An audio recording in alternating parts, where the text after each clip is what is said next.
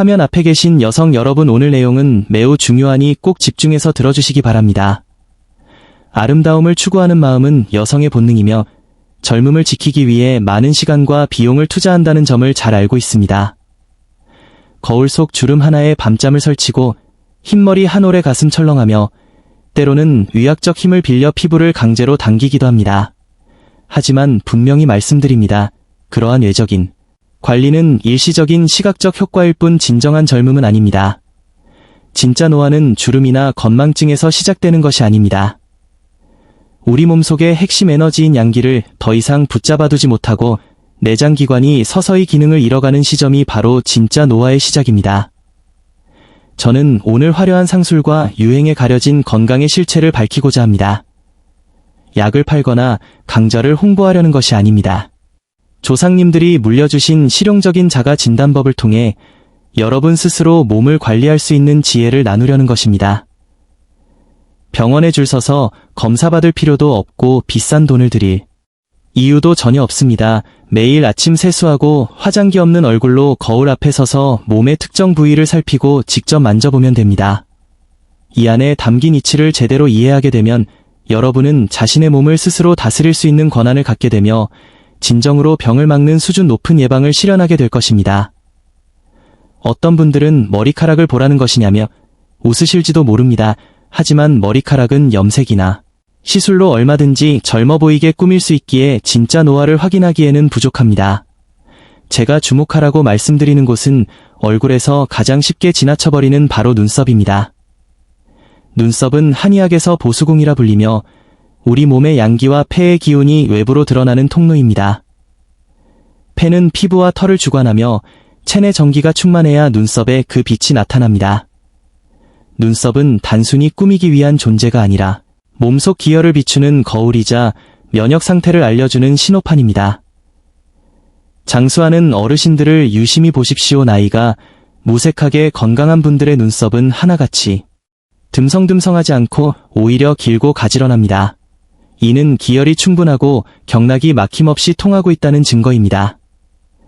우리 몸에는 가장 중요한 해독 통로인 족태양 방광경이 있는데 눈썹은 바로 이 통로의 출발선 위에 자리 잡고 있습니다. 만약 눈썹이 점점 옅어지기 시작했다면, 특히 끝부분이 빠지며 사라질 것 같다면 반드시 경고등을 켜야 합니다. 한의학에서는 이를 생명 에너지가 고갈되고 폐와 신장의 기운이 약해졌다는 신호로 봅니다. 눈썹꼬리가 빠진다는 것은 몸속 기운과 수분 대사가 오가는 통로가 막혀 내분비 균형이 흐트러졌다는 뜻입니다.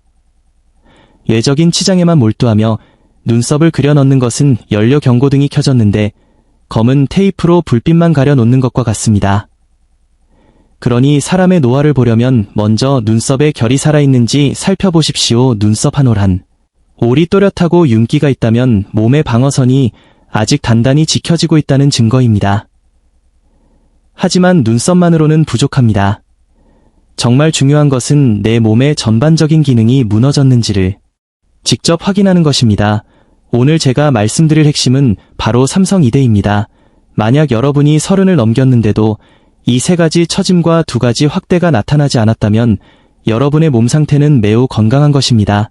하지만 이 중 하나라도 해당된다면 아무리 얼굴을 가꿔도 내장 기관은 이미 활력을 잃었을 가능성이 큽니다. 지금부터 그 내용을 하나씩 풀어드릴 테니 꼭 마음에 새기시기 바랍니다.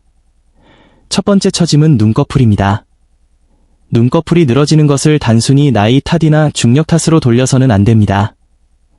아이들도 중력의 영향을 받지만 눈꺼풀이 탱탱한 이유는 기운이 충만하기 때문입니다. 한의학에서 눈꺼풀은 비장과 연결되어 있습니다. 즉 눈꺼풀이 처졌다는 것은 비장의 기운이 약해졌고 몸의 중심 에너지가 아래로 가라앉고 있다는 뜻입니다. 비장은 따뜻해야 제 역할을 하는데 현대인들은 차가운 음료와 과일을 즐기며 비장의 불을 끄고 있습니다. 이로 인해 생겨난 무거운 습기는 눈꺼풀처럼 야른 부위에 가장 먼저 쌓여 처짐을 유발합니다. 비위를 보강하지 않고 겉만 당기는 수술을 하는 것은 진흙탕 위에 고층 빌딩을 짓는 것과 같습니다. 해결을 위해 약국에서 구할 수 있는 말린 생강과 볶은 율무를 달여 마셔 보십시오. 이 장이 따뜻해지면 아침에 부었던 눈이 가라앉고 눈꺼풀도 자연스럽게 다시 탄력을 찾게 됩니다. 두 번째 처짐은 허리입니다. 단순히 살이 찐 문제가 아니라 허리 주변이 말랑말랑하고 축축한 느낌이 든다면 이는 몸의 허리띠 역할을 해주는 대맥이 끊어졌다는 신호입니다. 대맥이 튼튼하면 모든 장기와 경락이 단단히 고정되지만 대맥이 차가워지면 복부 지방이 좌우로 흐르고 장기들이 아래로 처지기 시작합니다. 우리 몸은 차가운 부위를 보호하기 위해 지방을 덮는 본능이 있으므로 복부살이 늘어난다는 것은 곧 자궁과 아랫배가 냉골이라는 뜻입니다. 살을 빼고 싶다면 무리한 다이어트보다 아랫배의 불씨를 먼저 지펴야 합니다. 양고기와 당귀생강을 넣은 탕을 마시거나 뜨거운 소금찜질로 대맥을 따뜻하게 데워 주십시오. 대맥이 조여져야 허리 라인도 탄탄해집니다. 세 번째 처짐은 엉덩이입니다.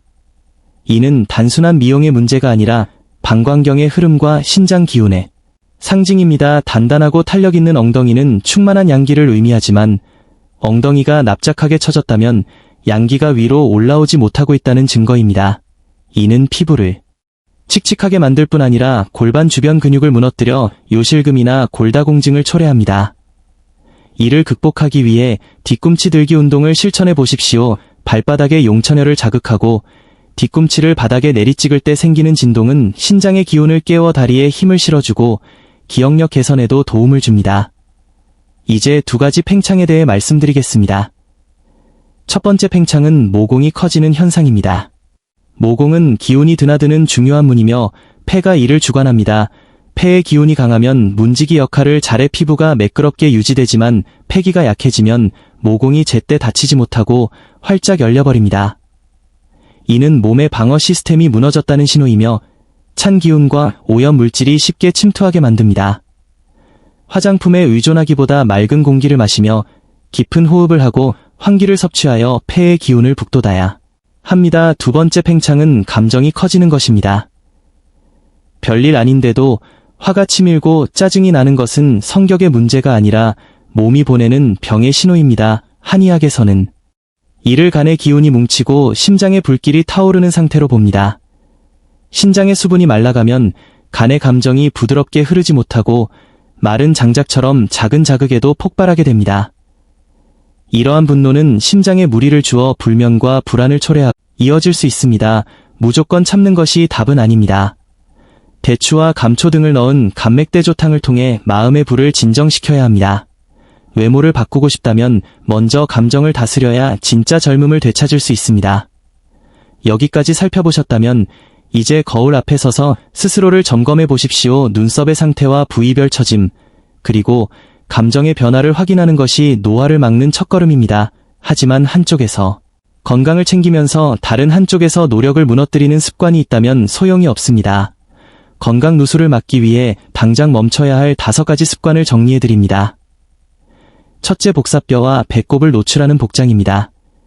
이 부위들은 원기가 드나드는 핵심 통로이며 찬바람에 노출되면 자궁이 얼어붙게 됩니다. 둘째, 과일로 저녁 식사를 대신하는 다이어트입니다. 밤에 섭취하는 찬 과일은 위장을 얼려 습기를 쌓게 만듭니다. 셋째, 과도하게 땀을 흘리는 운동입니다. 땀은 심장에서 흘러나온 소중한 진액이므로 기운이 약한 분들에게는 오히려 생명력 유출이 될 수 있습니다. 넷째, 머리를 감고 말리지 않은 채 외출하는 습관입니다.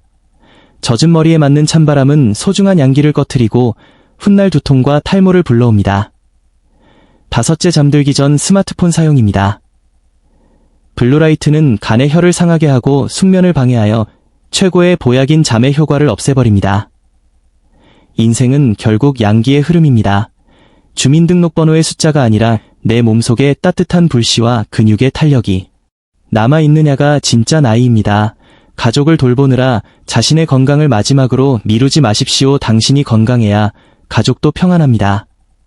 오늘 제가 전해드린 조상님들의 지혜가 마음에 닿았다면 단 하나라도 실천해보시기 바랍니다.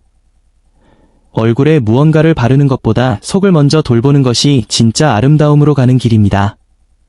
건강한 양기를 붙잡고 기혈을 원활히 흐르게 한다면 흰머리조차 품격 있는 시간의 흔적이 될 것입니다. 궁금한 점은 언제든 말씀해 주십시오. 여러분 모두 100세까지 활기차게 사시길 진심으로 기원합니다.